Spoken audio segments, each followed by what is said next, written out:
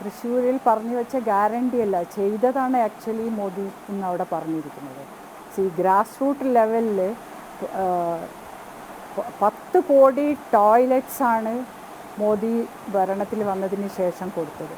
ഒരു ടോയ്ലറ്റ് കിട്ടുക എന്ന് പറയുമ്പോൾ നമുക്ക് കേരളത്തിൽ ഇരിക്കുന്ന ആൾക്കാർക്ക് അതിനെ പുച്ഛമായിട്ട് തോന്നും. ഓ, ബാത്റൂം ഉണ്ടാക്കുന്ന ആൾക്കാർ, ഇതാണോ പ്രധാനമന്ത്രിയുടെ പണി? അപ്പോൾ അതൊരു സ്ത്രീൻ്റെയും കുട്ടികളുടെയും ഏറ്റവും അടിസ്ഥാന സൗകര്യമാണ് ആദ്യ നരേന്ദ്രമോദി ഭാരതത്തിന് തന്നിരിക്കുന്നത്. അപ്പോൾ ഇത്രയും പേര് കിട്ടുമ്പോൾ ആ സ്ത്രീ സമൂഹം അനുഭവിക്കുന്ന സ്വാതന്ത്ര്യ സന്തോഷം അത് തന്നെ തുടങ്ങുമ്പോൾ തന്നെ നമുക്കറിയാം എത്രമാത്രം അനുഗ്രഹമാണ് മോദി എന്ന പ്രധാനമന്ത്രി വന്നതുകൊണ്ട് സ്ത്രീകൾക്ക് കിട്ടിയത്. പിന്നെ ഗ്യാസ് കണക്ഷൻ അതും 10 കോടിയിലധികം മേലെയാണ് പോയിരിക്കുന്നത്. ഇതും വരുമ്പോൾ എപ്പോഴാണ് ഒരു സ്ത്രീയെ സംബന്ധിച്ചിട്ട് ഇവിടെയൊക്കെ കൗഡങ്ങ് ഉണക്കി വെച്ചിട്ട് കത്തിക്കുന്ന ഒരു സമ്പ്രദായമാണ് നോർത്ത് ഇന്ത്യയിൽ ഉണ്ടായിരുന്നത്. ആ ഒരു സ്ഥലത്ത് നിന്ന് കുട്ടികളെ വിദ്യാഭ്യാസത്തിന് സ്കൂളിൽ അയക്കാൻ പറ്റാതെ, ജോലിക്ക് പോകാൻ പറ്റാതെ, രാവിലെ ആ ബുദ്ധിമുട്ടിന് ഏതൊരമ്മയ്ക്കും ഒരു വെള്ളം ചൂടാക്കാനുള്ള ഗ്യാസ് കിട്ടുക എന്ന് പറയുമ്പോൾ ഒരു സ്ത്രീയെ സംബന്ധിച്ചിട്ട് അതിൽ വലിയൊരു അനുഗ്രഹം ഒന്നുമില്ല. അതാണ് ഇന്ത്യയിൽ. അതിന് ജാതിയും മതവും നോക്കാതെ പ്രധാനമന്ത്രി നരേന്ദ്രമോദിനെ നമിക്കുന്ന ഭാരതത്തിനെയാണെന്ന് നമുക്ക് കാണാം.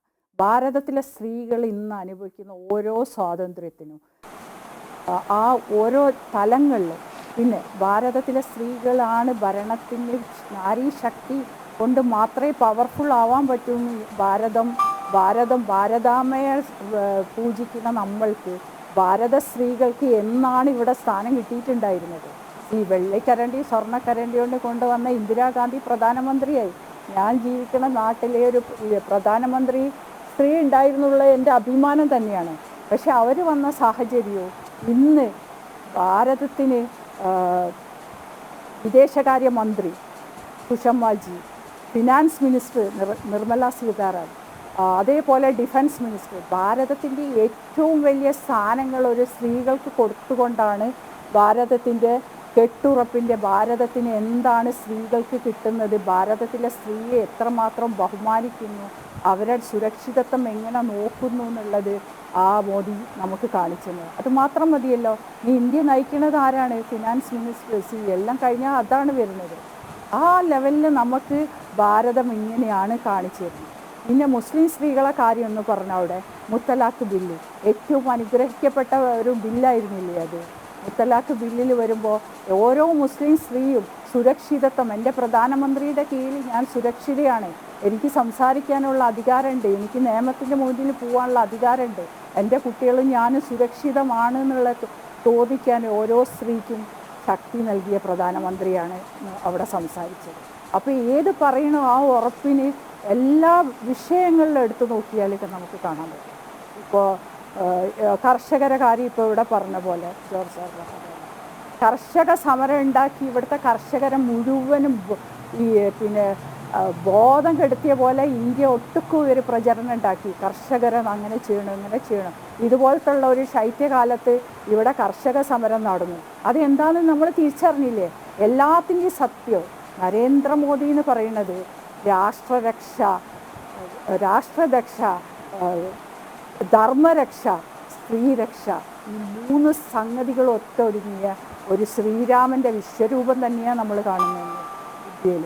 അതൊന്നും പറഞ്ഞിട്ട് കാര്യമില്ല, സനാതനധർമ്മം പറഞ്ഞിട്ട് കാര്യമില്ല പറയും ഇപ്പോൾ നമ്മളൊക്കെ സംസാരിക്കുന്നത്. പക്ഷേ ഭാരതത്തിൻ്റെ ആ ഒരു മൂല്യത്തെ, സനാതനധർമ്മത്തിനെ ഉയർത്തിപ്പിടിച്ചുകൊണ്ട് ഭാരതത്തിൻ്റെ മുനിമാരും ശീഷന്മാരും നമുക്ക് കാണിച്ചു തന്ന ഭാരതത്തിൻ്റെ കൾച്ചറിനെ ലോകത്തിൻ്റെ മുമ്പിൽ ഉയർത്തി കാണിക്കുമ്പോൾ ഇന്ന് ലോകത്തിൻ്റെ മുമ്പിൽ യോഗനെ കൊണ്ട് ചെന്ന് എത്തിച്ചാരാണ് ഭാരതം? അത് പ്രധാനമന്ത്രിയാണ്. ഇന്ന് ലോകം മുഴുവനും പ്രധാനമന്ത്രിയുടെ യോഗ അനുഷ്ഠിച്ചുകൊണ്ടിരിക്കുന്നത്. ഇതിന് പരിഹസിച്ചില്ലേ ഇവിടെ കോൺഗ്രസും കമ്മ്യൂണിസ്റ്റും? പിന്നെ ഓരോ കാര്യങ്ങളിലെത്തുമ്പോൾ പ്രധാനമന്ത്രി അതിൻ്റെ ഓരോ ഭാഗങ്ങൾ നമ്മൾ ഉയരത്തിൽ കാണിച്ചു തരുന്നതും ഇത് ആസ്വദിക്കുന്നത് പിന്നെ വരുമ്പോൾ. അപ്പോൾ 370 ആർട്ടിക്കിൾ വന്ന് കാശ്മീരിനെ പറ്റി പറഞ്ഞു, കാശ്മീരിൽ അനുഭവിക്കുന്ന പ്രയാസങ്ങളെ പറ്റി പറഞ്ഞു. ആ കാശ്മീർ ഇന്ന് എന്താണ്?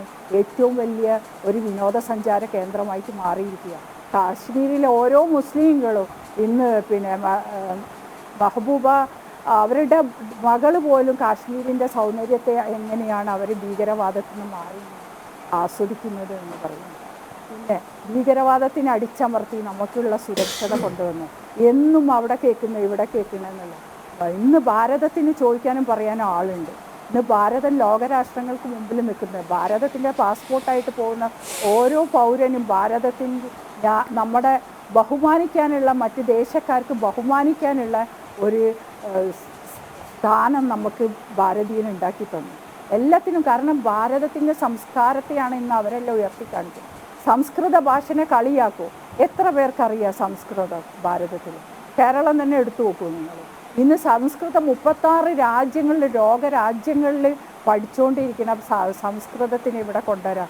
അതൊന്നും സമ്മതിക്കാതിരുന്ന ഈ കോൺഗ്രസും കമ്മ്യൂണിസ്റ്റും. അങ്ങനെ കമ്മ്യൂണിസ്റ്റ് ഭരിച്ചിട്ടില്ല എന്ന് പറയാൻ പറ്റില്ല. എല്ലാ ഹിസ്റ്ററികളും ഉണ്ടാക്കി അവരായിരുന്നു.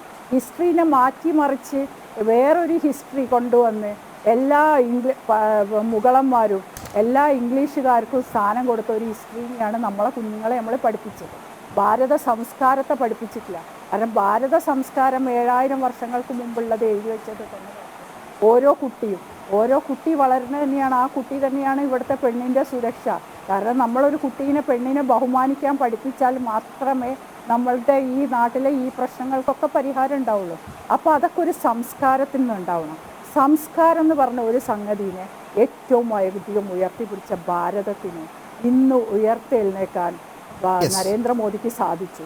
അതിൻ്റെ ഭാഗമായിട്ട് വരുന്ന പറയുന്ന കാര്യങ്ങൾ വരുമ്പോഴാണ് ഇവർ വിമർശിക്കുന്നത്. പക്ഷേ ഈ സംസ്കാരം എവിടെ പോയി? നമ്മളെ വിദ്യാഭ്യാസ സംസ്കാരത്തിൽ മാറ്റം വരുത്തി, ആവശ്യമുള്ള മാറ്റമല്ലേ അത് വരുത്തിയിരിക്കുന്നത്. അപ്പോൾ എല്ലാ ഉറപ്പും നരേന്ദ്രമോദി എന്ത് പറഞ്ഞാലും അത് നടന്നിരിക്കും ഭാരതത്തിൽ, എന്നുള്ളൊരു സംശയമില്ല.